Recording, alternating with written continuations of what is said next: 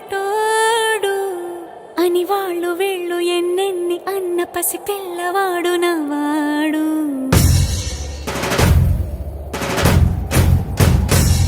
విడుముండోడు అని ఊరు వాడ అనుకున్న గాని మహారాజు నాకు నవాడు.